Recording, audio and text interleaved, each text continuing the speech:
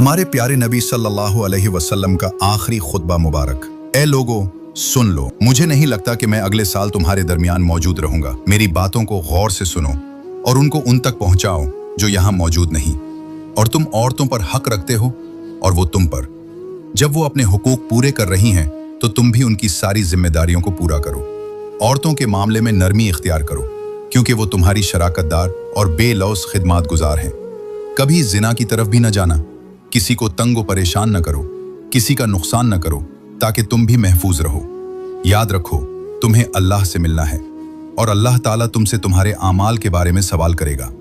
अल्लाह ने सूद को खत्म कर दिया, इसलिए आज से सारे सूद खत्म कर दो, माफ कर दो। याद रखो, तुम सबको एक दिन अल्लाह के सामने अपने आमाल की जवाबदही के लिए हाजिर होना है। खबरदार रहो, मेरे बाद गुमराह न हो जाना। मैं तुम्हारे लिए दो चीजें छोड़कर जा रहा हूं, कुरान और मेरी सुन्नत। अगर तुमने उनकी पैरवी यानी उन पर अमल किया तो कभी गुमराह नहीं होगे। याद रखना, अब मेरे बाद कोई नबी नहीं आने वाला और न ही कोई दीन लाया जाएगा। मेरी बात को अच्छी तरह समझ लो, मेरी बातें गौर से सुनो। 5 वक्त की नमाज पूरी करो, रमजान के रोजे रखो, ज़कात अदा करते रहो और इस्तिताअत हो तो हज करो। हर मुसलमान दूसरे मुसलमान का भाई है। तुम सब अल्लाह की नजर में बराबर हो। बराबरी सिर्फ तकवा की वजह से है। सुनो, तुम लोग मौजूद हो, इन बातों को अगले लोगों तक पहुंचाना और वो इस बात को आगे पहुंचाएं।